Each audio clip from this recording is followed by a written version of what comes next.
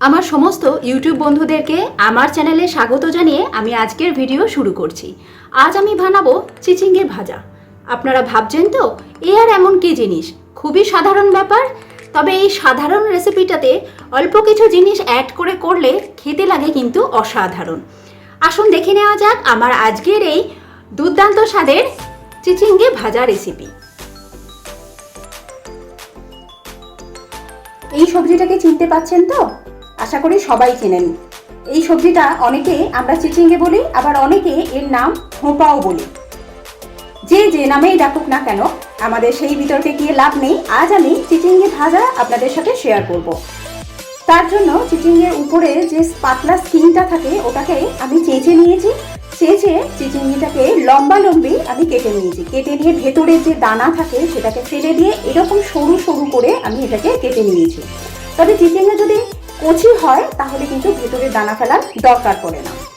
এখানে আমি দুটো বড় সাইজের চিচিঙ্গেকে কেটে নিয়েছি, আর নিয়েছি একটা বড় সাইজের পেঁয়াজ, যেটাকে স্লাইস করে কেটে নিয়েছি।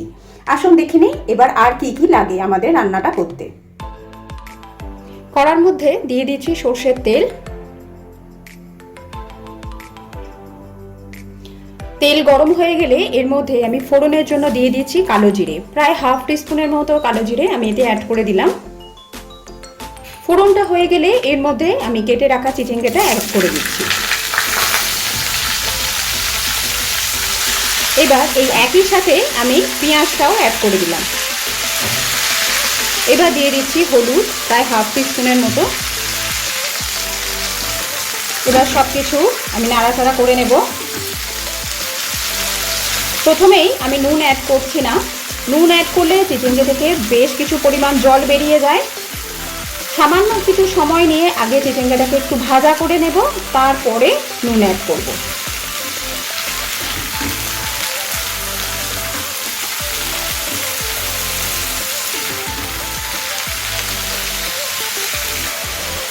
দেখুন এখনো পর্যন্ত আমি চিচিঙ্গে কিন্তু নুন দিইনি, তাতেই কতটা পরিমাণ জল বেরিয়ে গেছে।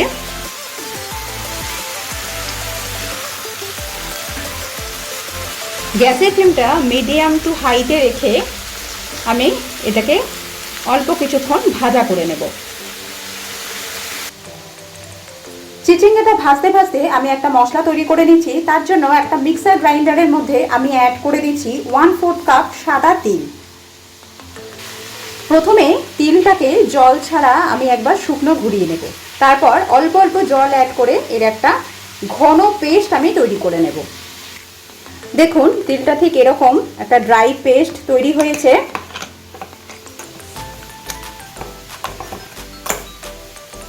মিক্সির গায়ে আটকে গেছে, সেটা আমি একবার চামচের সাহায্যে এরকমভাবে ছাড়িয়ে নিলাম। এবার আমি এতে অল্প জল অ্যাড করে এর একটা ঘন পেস্ট তৈরি করে নিচ্ছি।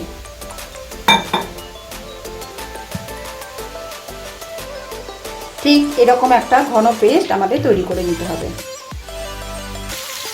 এদিকে চিচিঙ্গেটা ভাজা করতে করতে এর থেকে যে জলটা বেরিয়েছিল সেটা কিন্তু পুরোপুরি শুকিয়ে গেছে। এইবার আমরা এতে নুন অ্যাড করে দেব। চিচিঙ্গে কিন্তু ভাজা হবার পর একদম কমে যায়, অনেকটাই পরিমাণে কমে যায়, তাই সেই বুঝে আমাদের নুনটা অ্যাড করতে হবে।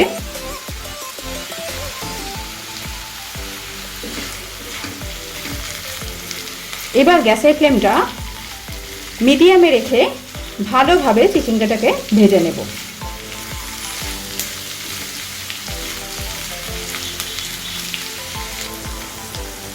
দেখুন চিচিঙ্গেটা কতটা পরিমাণে কমে এসছে, অনেকটাই কিন্তু ভাজা ভাজা হয়ে এসছে। তবে আমি আরও অল্প কিছু সময় নিয়ে এটাকে ভাজা করে নেব।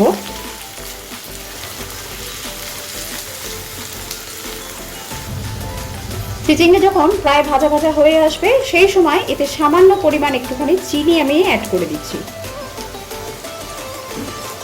এবার ভালোভাবে একটু নাড়াচাড়া করে নেব।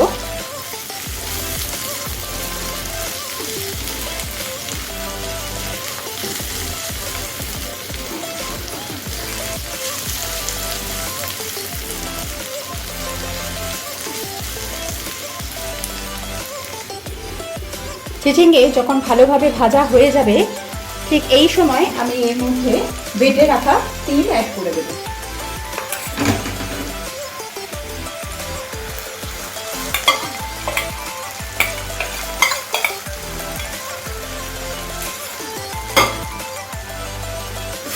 এবার গ্যাসের ফ্লেমটা লো টু মিডিয়ামে রেখে তিল আর চিচিঙ্গে একসাথে আর একটু কিছুক্ষণ সময় নিয়ে ভাজা ভাজা করে নেব।